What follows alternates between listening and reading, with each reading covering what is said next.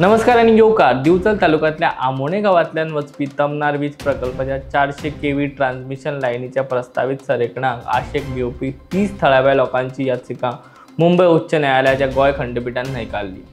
आता हो नेमके गोवा तमनार प्रोजेक्ट कितें तो थोडक्यान जाणून घेऊया।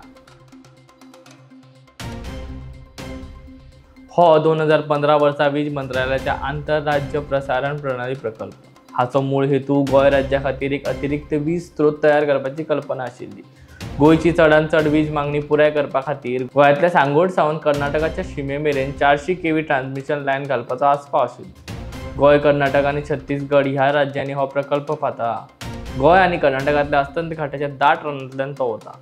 प्रकल्पा संबंधी केंद्रीय कार्यकारी समितीन केल्ल्या शिफारशीचें उल्लंघन जावंक ना आनी याचिकादारांची मालमत्ता CRZ वाठारांत येना आनी देखून GCZMA कडल्यान परवानगी घेवपाची गरज ना अशें सर्वोच्च न्यायालयान कळयलां।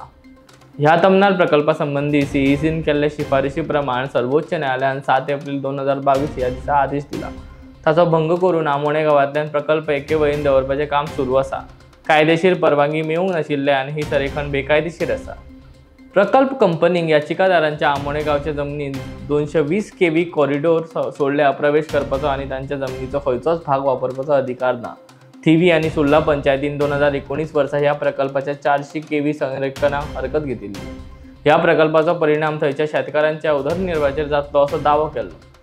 प्रकल्पाच्या ह्या नव्या वीज मार्गाची संरेखन सर्वोच्च न्यायालयाच्या आदेशान सांगिल्ल्या विरुद्ध आसा।